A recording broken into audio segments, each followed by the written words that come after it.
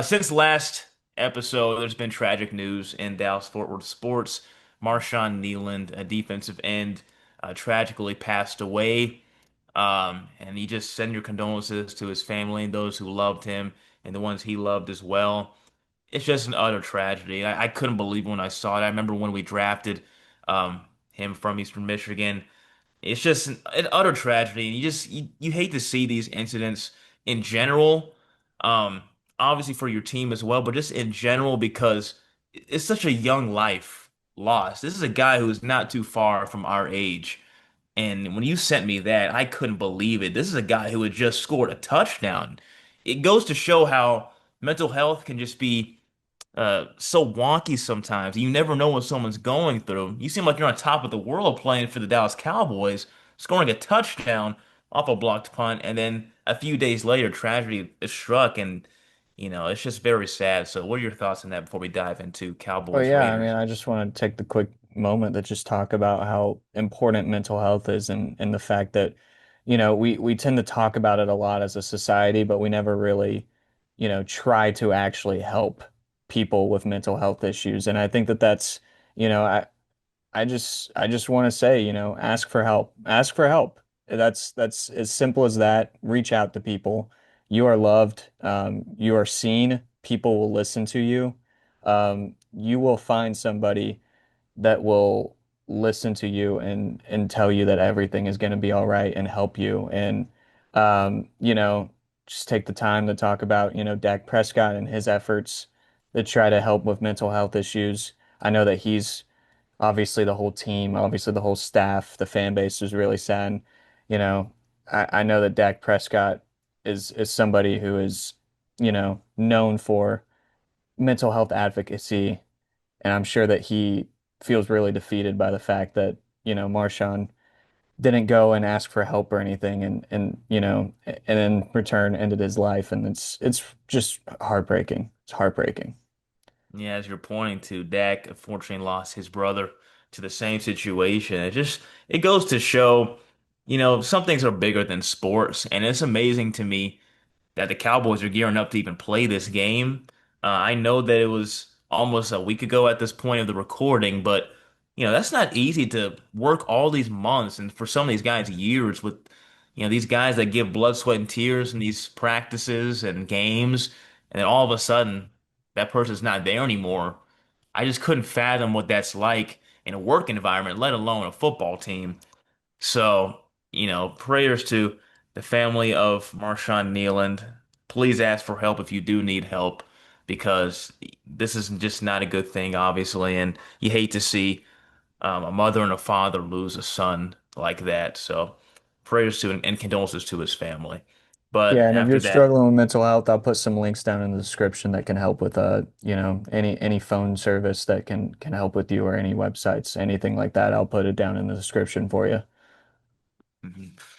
Yeah, so after that, the Cowboys did hold a vigil, reported on Tuesday, I believe, a private one for Marshawn Kneeland, and they'll have, I believe, a commemorative patch in his honor as they gear up to play in Vegas at Allegiant Stadium against the Las Vegas Raiders. TJ, this game comes after another Monday Night Football loss for the Cowboys, in which they lost at Cowboy Stadium against Jacoby Brissett and the Cardinals. My goodness, this has to be the game, right? That they get back on track. A 3.5 point favorite in Allegiant Stadium. Jacoby Myers is no longer in silver and black for the Raiders. Trey Tucker is wide receiver one. Can this team do anything right? Can they get on the right track again against the Raiders?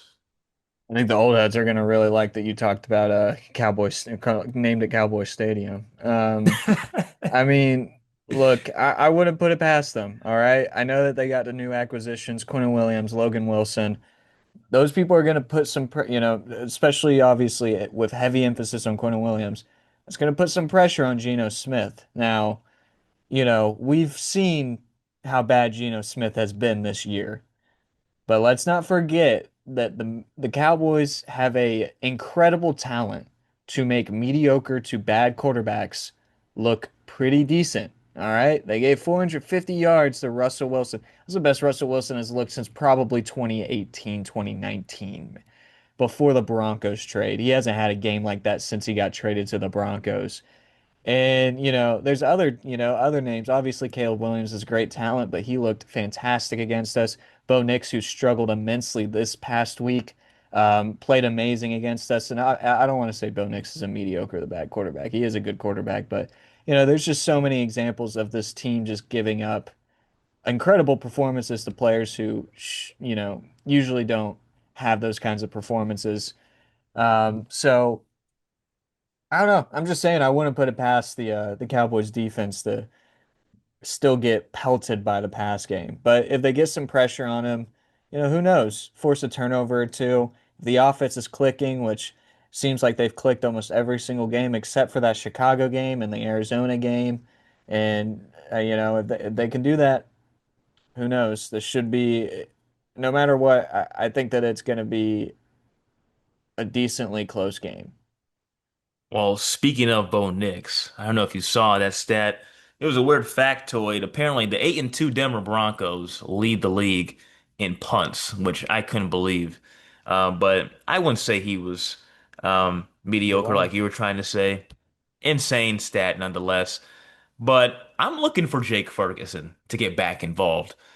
I don't know how the offense just laid an egg like they did against Arizona. They didn't lay an egg completely. It just was an underwhelming performance against Arizona in your own stadium. My They only got goodness. one touchdown, right? I mean, One yeah. I offensive mean, you had touchdown. a return off the block by Marshawn Kneeland, and then you only get that late touchdown, I believe, in the second half. And I don't understand how you no-show at that point in the season. Somehow this team is still second in the NFC East, but the Eagles don't look like they're slowing down anytime soon. You look at this offense, I think Jake Ferguson has to get going again like he was as the safety blanket the first part of the season. Past 2 weeks, he's been rather quiet. And CeeDee Lamb has been in and out, hasn't been the normal CeeDee Lamb that we've grown accustomed to the past 3 years. You got to force feed your stars, I'm guessing. And we've seen Javonte Williams slow down as well. Wasn't dynamic last I Monday Night think so. Football game against the Cardinals again.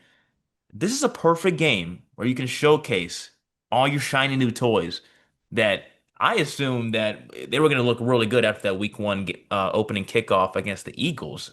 I couldn't believe how well they were playing initially.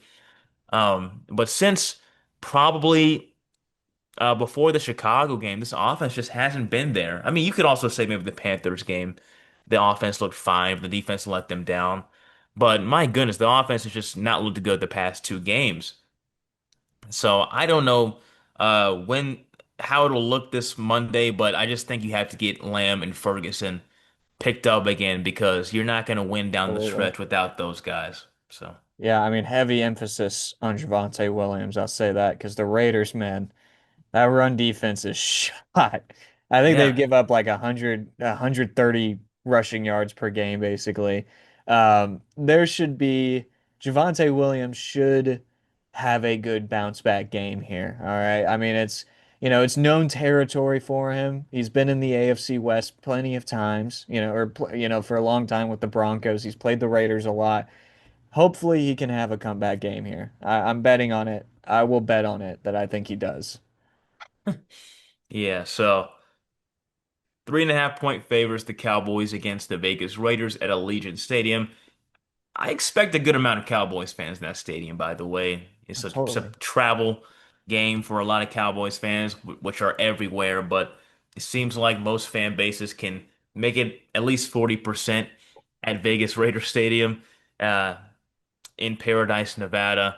So the Cowboys playing the Raiders, another Monday Night Football game. I don't think the Cowboys play another Sunday game until after this ball game. So that's 3 weeks in a row without a Sunday game. Because after this, Makes my boy, oh Sunday boy. stress free. I Yeah. don't know. I'm not complaining After about it. after this matchup, the next Sunday game the Cowboys have is Eagles, against the right? Philadelphia Yep, Eagles, Eagles.